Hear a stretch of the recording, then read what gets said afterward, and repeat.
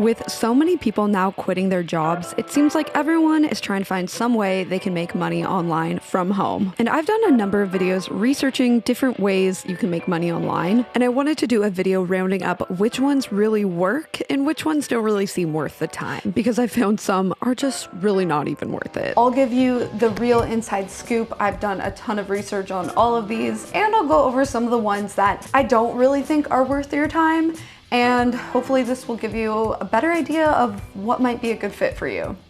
The first and one of the best ways, if you can do it right, is e-commerce. So buying a product in bulk and then selling it for a retail price online. A lot of people also use a fulfillment service, so they don't have to store, pack, and ship the products. So it can be fairly passive once you get it up and running. And if you find a hit product, there's a lot of opportunity to scale it. Like, there's no limit to how much you can make doing this. Don't worry, you guys, I'm not trying to sell you a course. And I think that this whole sort of industry can get a weird reputation because there are so many people out there with kind of sketchy looking courses. You really actually don't need to buy a course. So many people have documented how they do this online for free. You can kind of find it all on YouTube and other websites. There definitely are some people who are a little sketchy in it, kind of like any industry, but it still is a legitimate way that people make money online. It's the basic business model of really any direct-to-consumer product. So the way it typically works, most people find a product on Alibaba.com. This is kind of the go-to that basically everyone uses. They basically make a directory of every manufacturer. You can see the pricing, you can ask for customizations. You can really create a whole e-commerce business this way. If you look around your house, you'll find that most things are not made in the US, especially electronics. In the past, to find a manufacturer for products like this, you would have to go overseas and meet with them. But these days you can actually do it all online. There's still, of course, work involved and a lot of things you have to figure out, but Alibaba.com actually offers services like trade assurance and delivery duty paid service to protect your order and to make shipping and everything a little easier. So this video isn't a full tutorial on this, although you can find a lot of videos on YouTube if you want to learn more about it. I just wanted to bring up that this can be a good way to make money. It is really starting your own business though, so you want to be prepared to do all that, but you can start small. You don't have to put like tens of thousands of dollars. You can start smaller if you want to. So this is really not a lot different than what a lot of these really popular direct-to-consumer brands do already. And using the internet, it's never been easier to start your own brand this way. There is still a lot you have to figure out. Like, it's not a total walk in the park, but it just like is a million times easier than it used to be. They also have a twice-a-year promotion that they're doing right now called Super September. It's basically intended for people to stock up on inventory before the holidays. So they have 40% off right now over 34 different categories. A lot of the manufacturers also offer a low minimum order quantity, so you don't have to order tens of thousands of a product. You can start smaller if you want to and scale up from there. And you can also find manufacturers that can really customize the product design and change things about it, kind of inventing a whole new product. Like Movement Watches, for example, they started by sourcing products from Alibaba, and now it's like a $60 million company. If you come up with a hit product, if you're good at marketing it, like, you could potentially make a lot of money doing this. There is a lot more that you have to figure out, but there's also a ton of information on the internet on how to do it. So I'll have a link below to Alibaba's Super September promotion where you can spend less and sell more. The next one I find people really overlook is blogging. I think a lot of people think of blogging as like something people did in 2007, but it is still a way that a lot of people are making a good amount of money. If you have a personal blog and it doesn't have a real niche or direction, then it's not going to make much money, if any at all. But there are a couple ways of blogging that people make like 6 figures a year doing. So the real way to make actual money by blogging is to have a very specific niche blog, like food blogging, even fashion blogging, even blogging about blogging I've seen does really well. Drive traffic from somewhere like Pinterest and then monetize it using something other than Google AdSense. The company Mediavine is a good one I've heard, where you can get a really good CPM or RPM. So the amount that you're getting paid per 1,000 views for blogs can actually be shockingly good. So if you guys remember the video I did interviewing some bloggers, their RPMs could be above $10 even, which is really, really good. And this is because they can put so many ads on their blog. Like, go to any food blog and you'll see it is plastered with ads. Honestly, there's a lot, but I've noticed it's kind of the standard among food blogs, so people don't seem to mind too much. So if you're able to get about 500,000 views per month on a niche blog like this that has a good RPM, you could be making $5,000 to $10,000 per month. And this isn't even including affiliate links, brand deals, all of that. There are bloggers that are making well over this. So while blogging does sound kind of old school, I would say don't overlook it if you have an interest in cooking or fashion.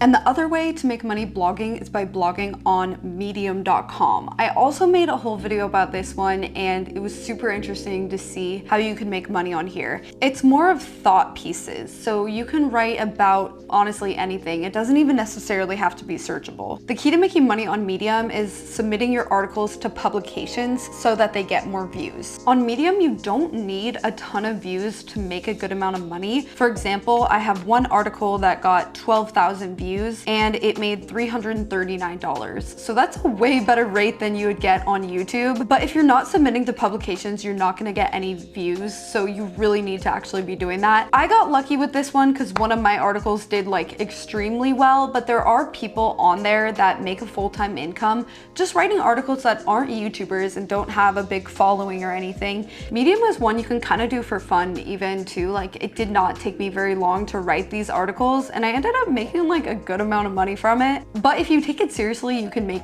even more than that. This is one I never hear people really talking about, but you can end up making a good amount of money on it if you do it right. And I will link my video down below on that one too, because it has much more in-depth info if it's something that you're wanting to try. The next way people are making money, although I will say it's all over the board, is being a Fiverr seller. I'm sure a lot of you guys have seen this CNBC video. This girl made $378,000 in a year, basically as a writer on Fiverr. So ghostwriting books for people, writing articles, copywriting. She's a really fast writer and that's why it worked. The key here is to find something that you're very fast at and efficient at and kind of take advantage of that. I don't think this one is gonna really work for everyone, to be honest. I think for the most part, Fiverr is probably more of like a side hustle. Like, you can make some money, you can definitely do it from home. So say you have web development skills or graphic design skills, those kinds of things you can make money for on Fiverr. I think this one is probably, for the most part, it's not the best unless you have a skill that you're really, really good at, really fast at. Video editing, web development, graphic design, and writing. Like, those kinds of things, if you're really good at it and very fast at it, then you can make money on here. I think it's pretty tough to make a full-time living on Fiverr, but people are doing it. Fiverr can be great if you want to get started quickly because these other ways of making money, while better long-term, take months to years to actually make any money. And last, but definitely not least, actually, my favorite way to make money online is YouTube. Of course, I had to put this in here because that's how I make money online. I know a lot of people think YouTube is really saturated and maybe it's too late to start a channel, but the truth is it's actually easier now, like way easier now than it used to be to monetize a channel. You can be getting a lot less views and still make a lot more money. So just 4 years ago even, it was a lot harder to make money with less views. Take this video that got 300,000 views. It made just under $500, so not even a $2 RPM.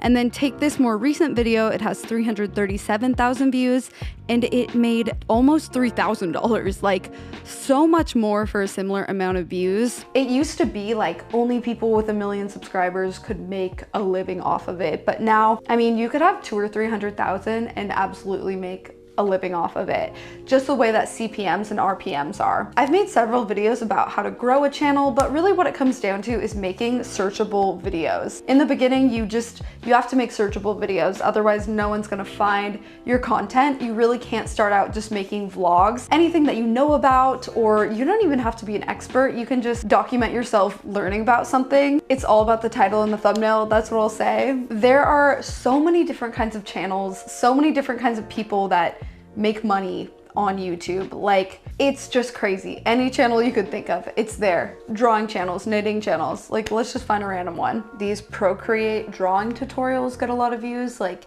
almost anything that you can think of. YouTube is my personal favorite way because I think making videos is pretty fun. Editing them is pretty fun. Although I will say it can be a lot of work and not everyone wants to shoot or edit or be on camera. So it's not really for everyone. But if you've ever been wanting to try it, I think there's just never been a better time. Like, I think that like writing, blogging is probably easier, but it just is not as fun as making videos.